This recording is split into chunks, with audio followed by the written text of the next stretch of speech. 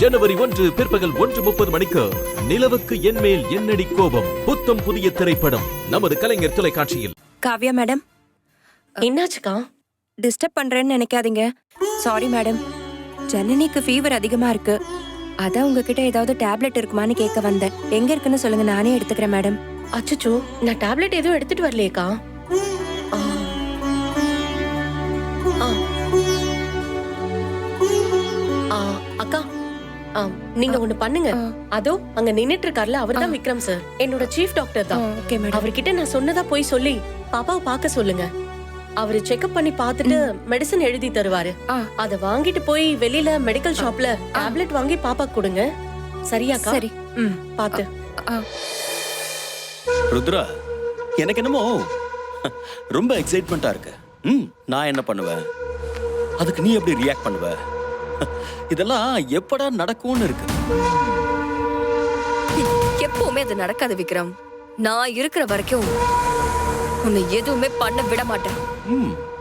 Okay, அதையும் பார்க்கலாம்.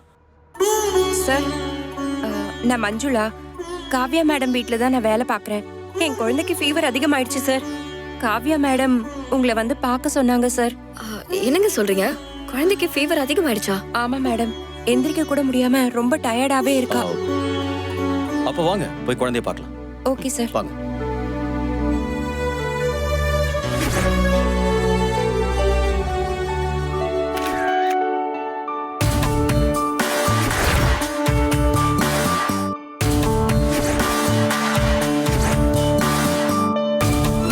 கதிர், ஒரு 2 நிமிஷம், நான் இப்ப வந்துடுறேன்.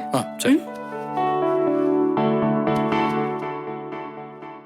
சார், ஒரு நிமிஷம். என்ன காவியா? நீங்க சொன்ன அந்த ஃபாரின் டீலர்ஸ் வந்துட்டாங்க சார். அதோ அங்கதான் சார் உட்கார்ந்துட்டு இருக்காங்க. ஓ சரி, நீங்க அவங்கள போய் பாருங்க, நான் போய் பாப்பாவை பார்க்கறேன். ஓகே காவியா, நான் பாத்துக்கறேன். Okay sir. நீங்க வாங்க வாங்க மேடம். சார் வணக்கம் சார். அந்த ஃபாரின்காரங்க வந்திருக்காங்க. வர சொல்லுங்க சார். Okay sir.